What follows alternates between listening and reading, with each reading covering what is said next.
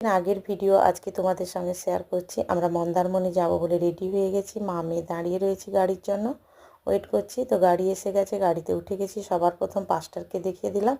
আমরা প্রায় 10 জন রয়েছি।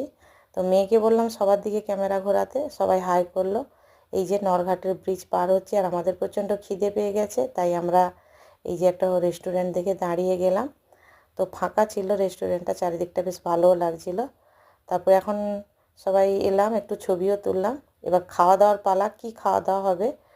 তো দুরকম খাওয়া দাওয়া হয়েছে। কেউ খেয়েছে আলুর পরোটা, আর কেউ কেউ খেয়েছে লুচি আর ঘুগনি। তো খাওয়া দাওয়ার পালা শেষ, এবার চা খাওয়ার পালা।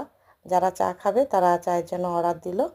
তো আমাদের মনীষা, আমার বান্ধবী, উনি আবার দুধ চা ছাড়া খেতে পারেন না, মানে দুধ চাটাই ভালোবাসেন। তো যাই হোক, এখন চা খাওয়া চলছে। তারপরে আমরা আবার গাড়িতে উঠবো। যদি ভিডিওটা ভালো লাগে অবশ্যই লাইক আর